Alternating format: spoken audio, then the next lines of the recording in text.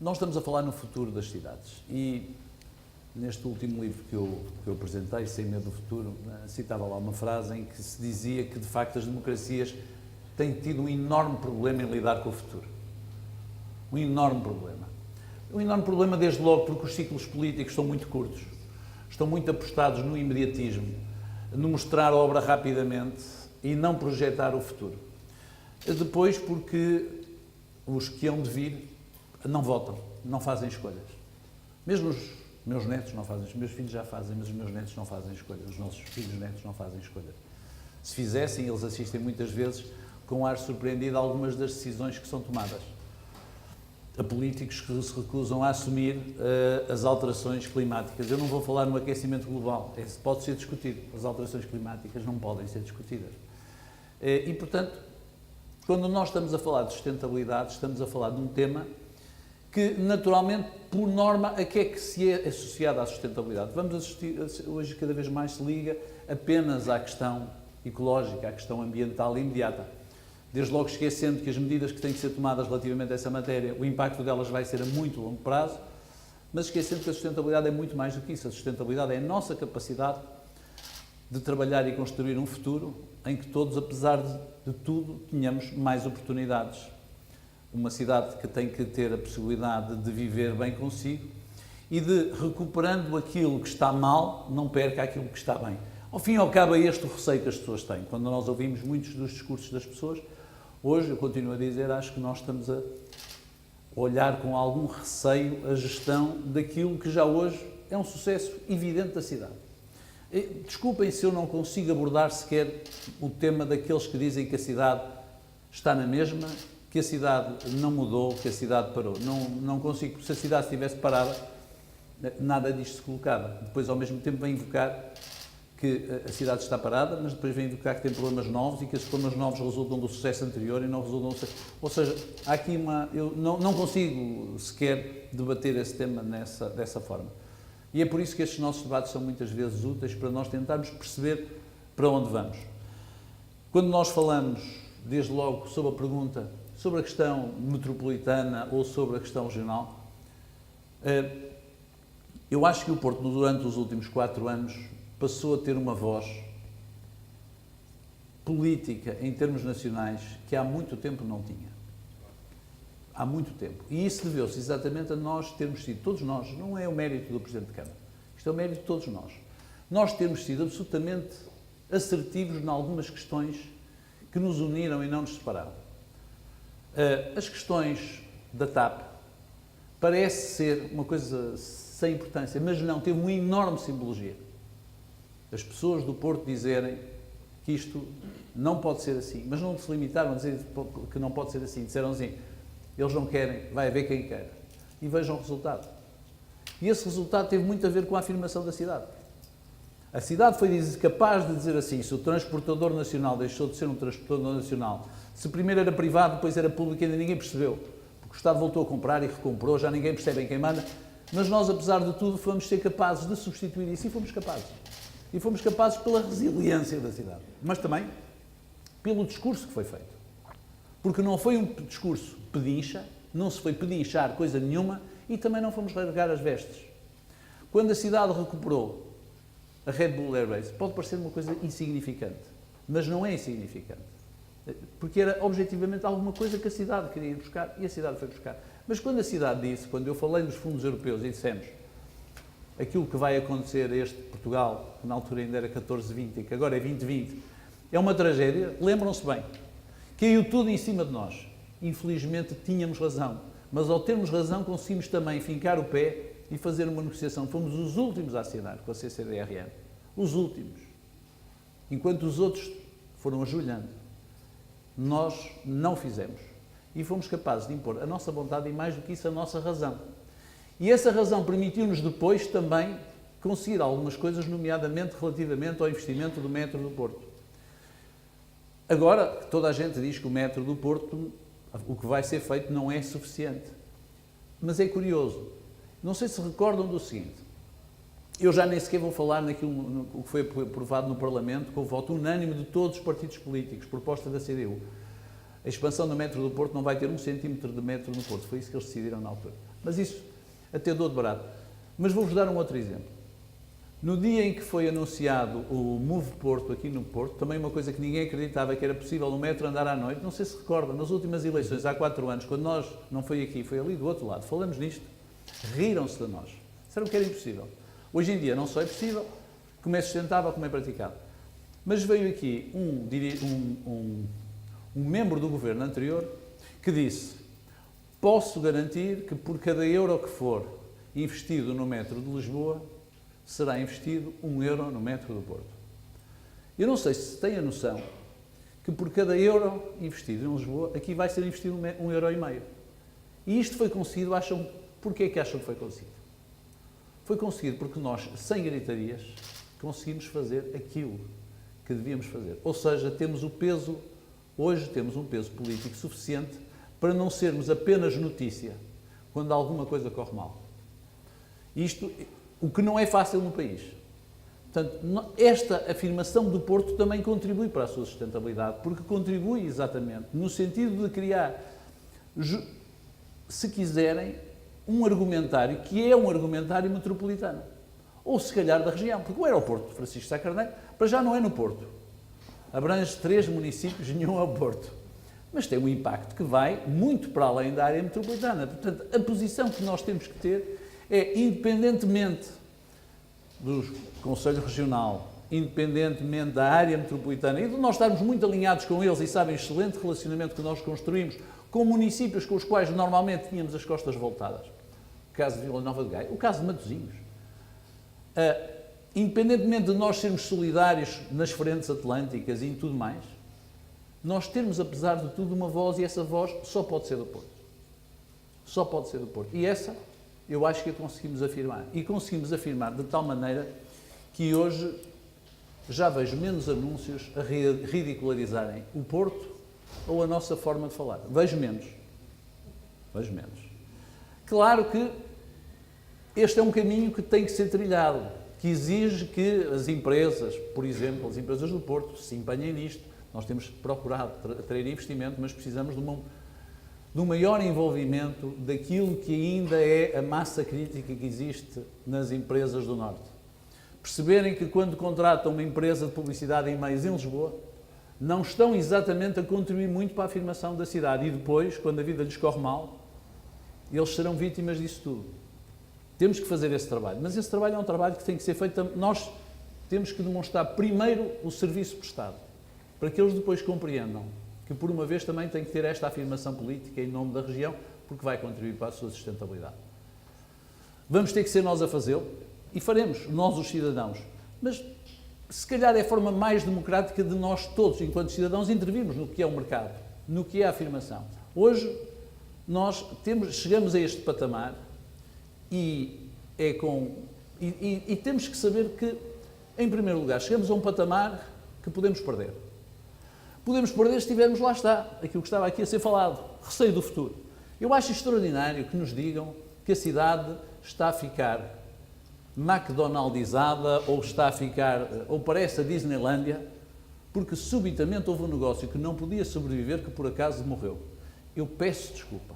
Se nós o fôssemos manter artificialmente, é que estávamos a fazer a Disneylândia. Muito bem. O que é a Disneylândia? Senão a tentativa de manter viva uma coisa que já não existe, que é a nossa infância. E apesar de tudo, há pessoas da minha idade que lá vão. Eu não tenho grande interesse de ir lá uma vez, não achei grande piada.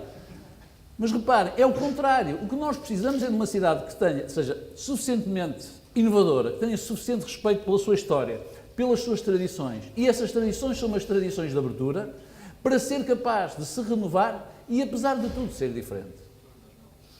E, naturalmente, haverá muitas coisas que nós precisamos de apoiar. Eu lembro que há 3 anos, num evento que houve ali embaixo, naquele hotel ali embaixo, foi há 3 anos, na Semana da Reabilitação, eu chamei a atenção, ainda não tinha havido a lei relativamente ao comércio de tradição. E estavam lá alguns, mas vejo ali, o João Leite de Castro estava lá, o Francisco Rocha Antunes estava lá, não sei se estava cá mais alguém.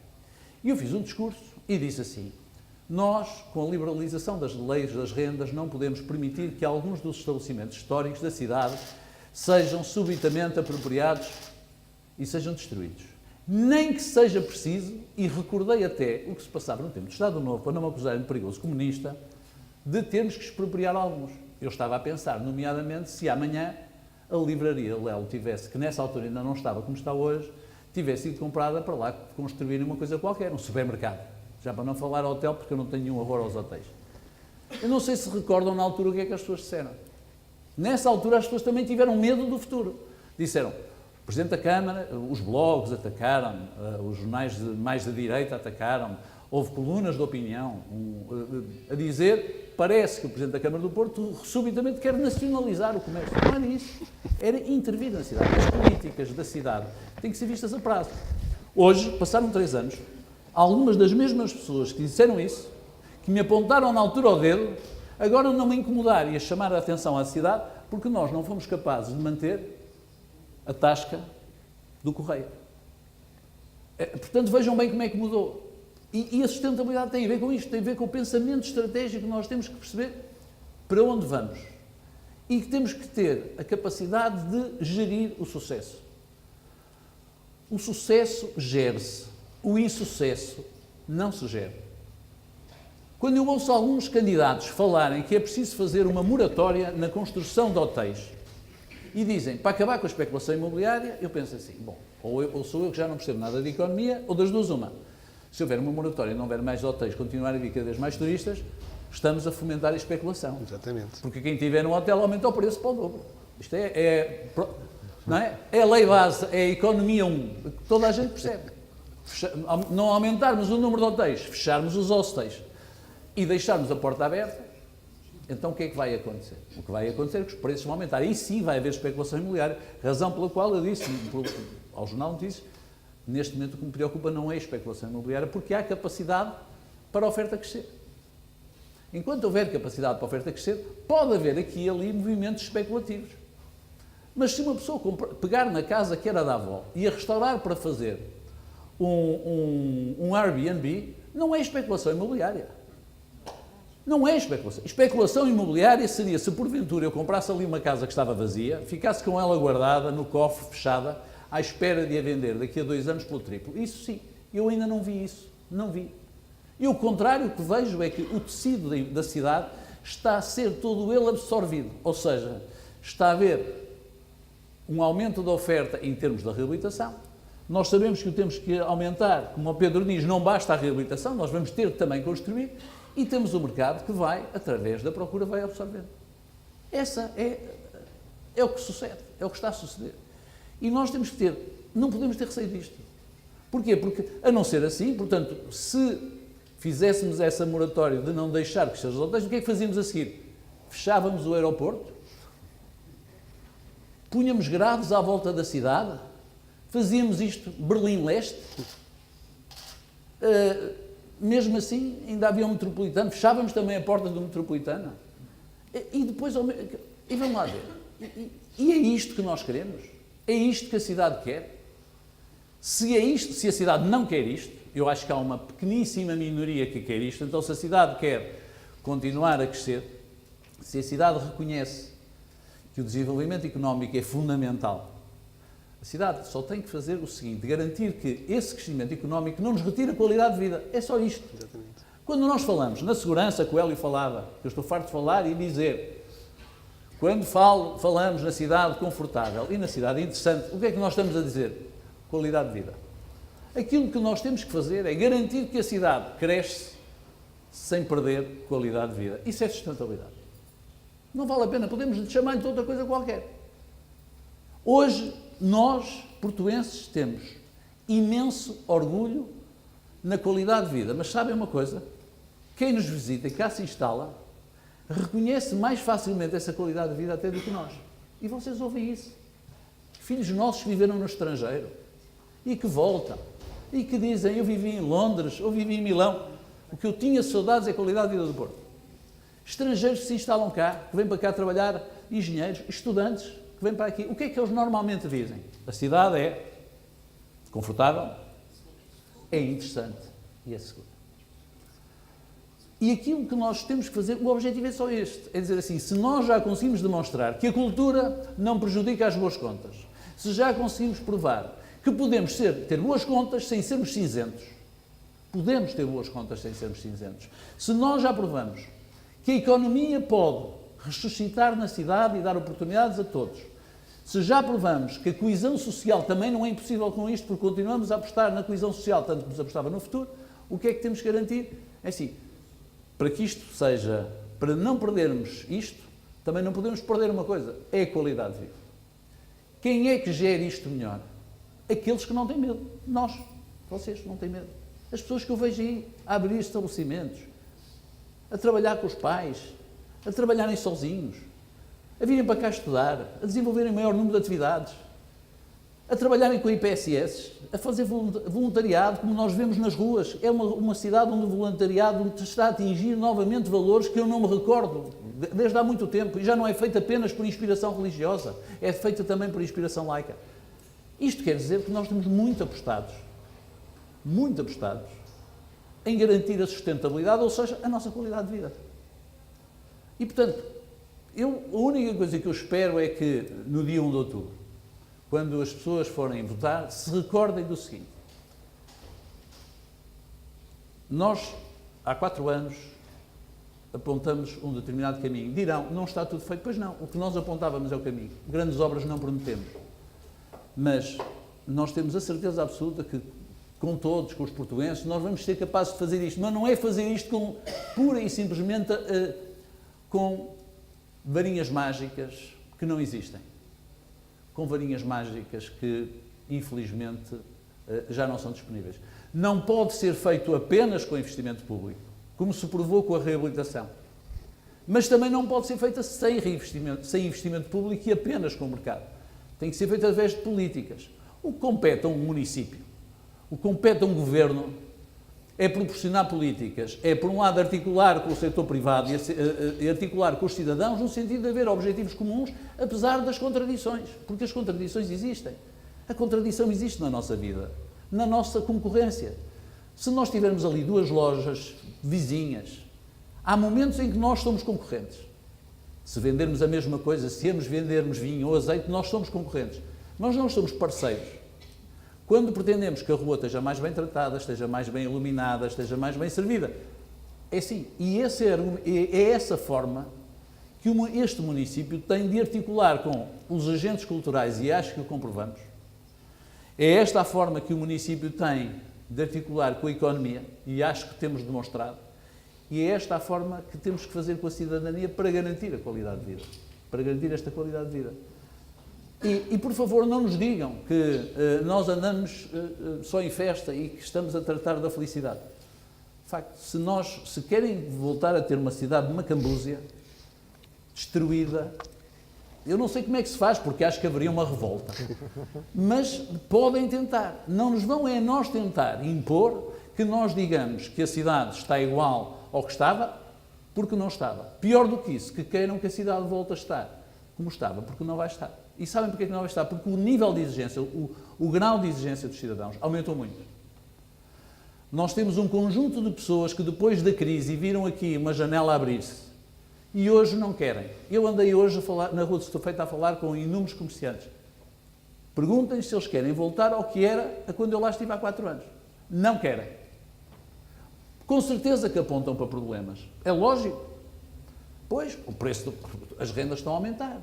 Com certeza. E alguns deles estão com problemas por causa da lei das rendas, que não fomos nós que inventamos, mas têm com uma enorme esperança na classificação das lojas como lojas históricas. Claro. Agora, se perguntarem, mas querem como há 4 anos? Não, porque há 4 anos estava fechado, estávamos falidos. Estávamos a aguentar. Quer dizer, eu fui à Casa dos Botões. A Casa dos Botões tem 106 anos. Está na 3ª geração. Sempre na mesma família. É a última retrosaria do Porto. A última retrosaria do Porto. Perguntei à senhora, que eu conheço desde que lá ia com a minha avó, que é ela já a 3ª geração. Perguntei, como é que está o negócio? Eu já não ia lá, confesso, há 4 anos, não compro botões. Senhora. E ela disse assim, olha, nem imagina, isto está tão bem. Olha, agora vêm cá os turistas, compram isto. Este é o género de coisa que eles não encontram na terra deles e que gostam. É possível. Agora, também há alguns destes negócios que, sinceramente, já não conseguem viver. Eu também tenho saudades de algum Porto antigo. E lembro daquele texto maravilhoso no espanhol, aliás, é catalão, que eu nunca me lembro o nome, agora tenho que se dividir entre espanhóis e catalães, que dizia: o Porto é uma cidade misteriosa. Há uma loja de queijos que é paredes meias com uma loja de ratoeiras. E eu percebo, que era extraordinário. Eu tenho saudades desse Porto também. Também tenho. Mas o que eu não quero, eu prefiro ter saudades desse passado do que ter saudades do futuro que nós queremos. Muito bem. E assim acaba. E agora, espero que no sábado nos vemos todos. Obrigado.